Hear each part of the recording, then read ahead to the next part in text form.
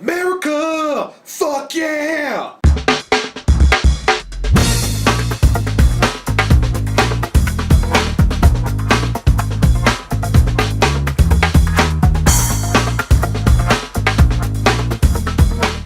Captain America, the First Avenger. So Captain America, the First Avenger is the first Captain America movie ever made in history.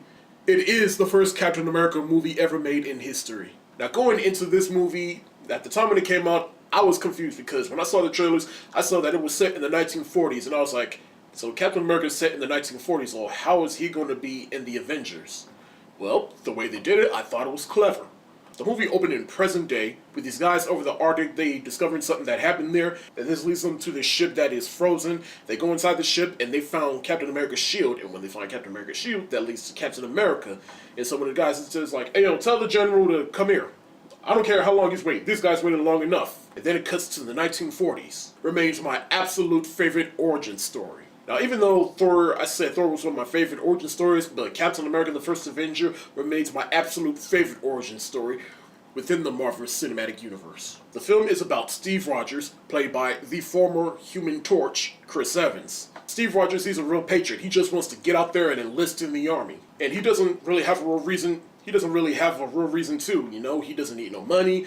He's not going down there he just wants to get out there and fight for his country. And that's one of the things I love about the character of Steve Rogers. I mean, these days, people just enlist in the army to be like, alright, I'll enlist in the army, but only because you're paying for 4 years of college.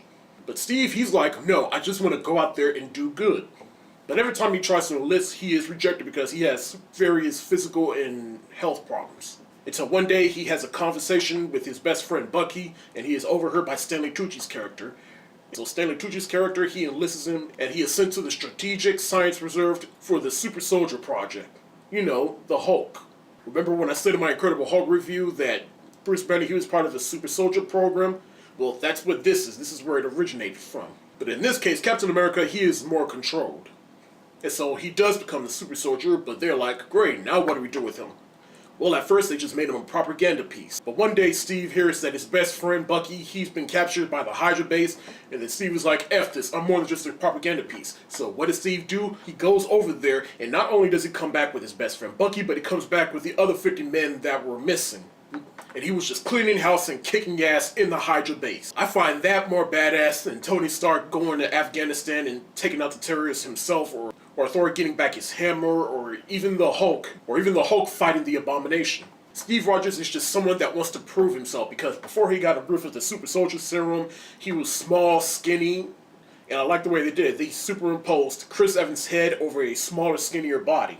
Now let's talk more about the characters. Now Chris Evans as Steve Rogers / Captain America, he is just awesome as that character.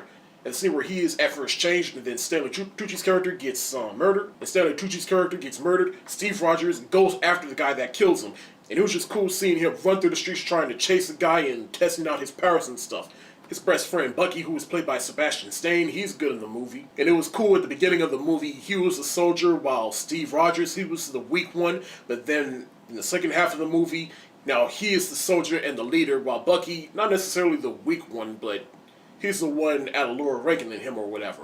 But nonetheless, it was cool seeing the friendship between Steve and Bucky.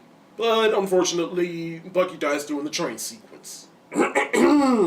Haley Atwell plays Agent Peggy Carter. Now, Black Widow, as you know, she's my favorite of the Marvel women, but Peggy Carter, she's my second favorite. Not only do I find her beautiful, but she kicks ass. Not only do I find her beautiful, but she actually kicks ass. Like, she's one of those women that can actually hold her own, and there are more than a few moments within this movie where she does, and I'm just like, okay, ma'am, you've got it. In fact, she's so badass, she even got her own show. I'll probably talk more about that some other time, though. Tommy Lee Jones plays Colonel Chester Phillips. Now, I know in recent years it just felt like Tommy Lee Jones, he was just phoning it in most of the time, and it feels like he doesn't even know he's on camera being recorded half the time. But in the first half of the movie, he didn't accept Steve Rogers as Captain America and didn't really have any faith in it. But by the second half, after he comes back with the men that were missing, he comes to come fond of Captain America.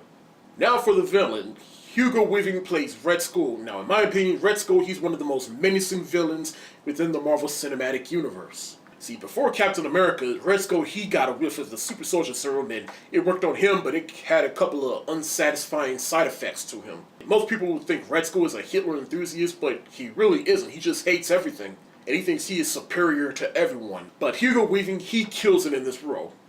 And he is a good actor too, and especially when he plays villains. Like, he played Mr. Smith in The Matrix, he played the voice of Megatron in the Transformers movies, and now he's the Red Skull in these Captain America.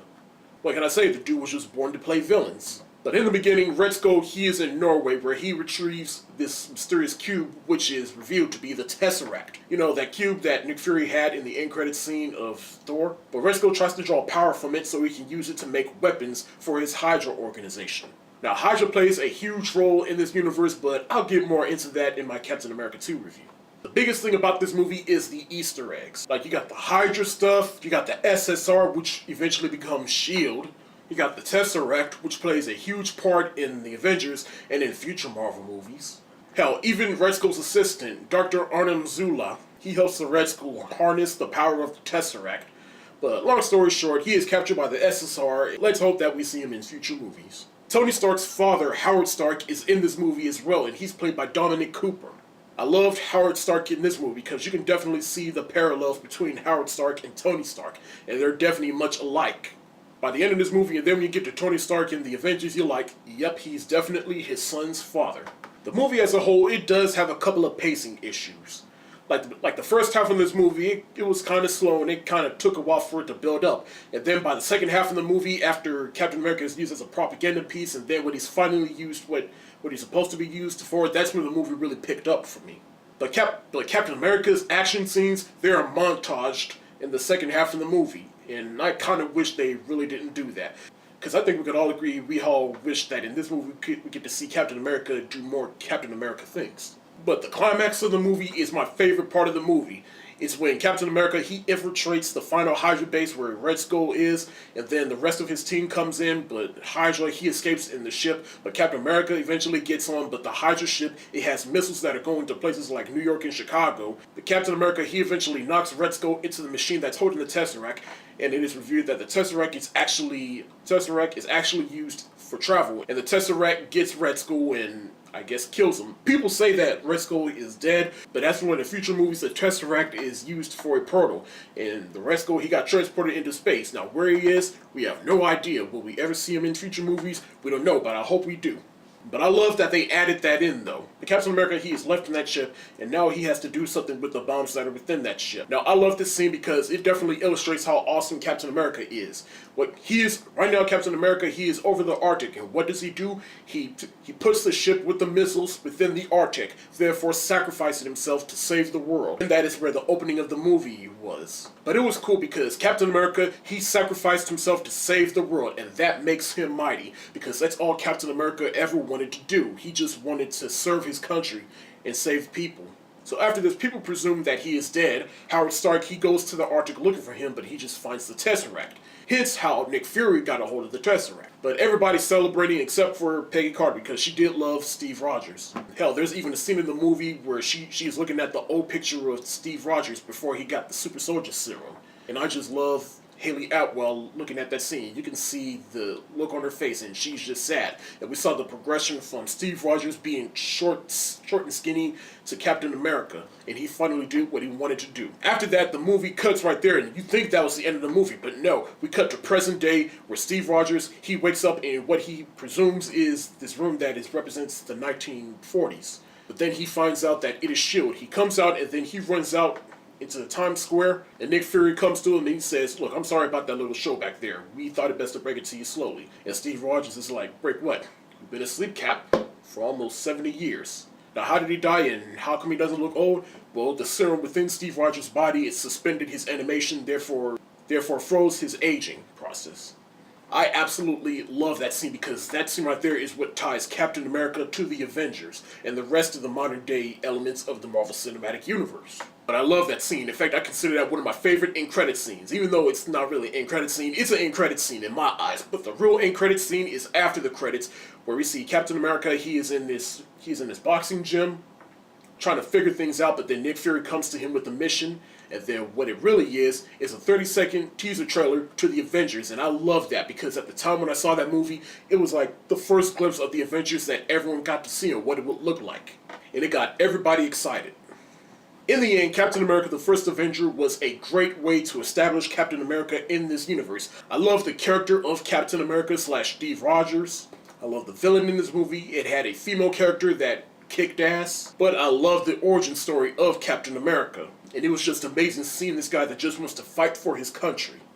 I'd say this movie is definitely worth checking out if you haven't seen it yet. I will give Captain America the First Avenger an A for full price. Well, at this point, I am now done with the Phase 1 standalone movies. So, my question is, what is your favorite standalone Avengers movie? Iron Man 2, The Incredible Hulk, Thor, or Captain America the First Avenger? Leave it in the comment section below. That's it for the day. Like what you see, subscribe to this channel, subscribe to my other channel. The links are in the description below. And be sure to check out my Facebook, Twitter, Tumblr, and Instagram. Peace.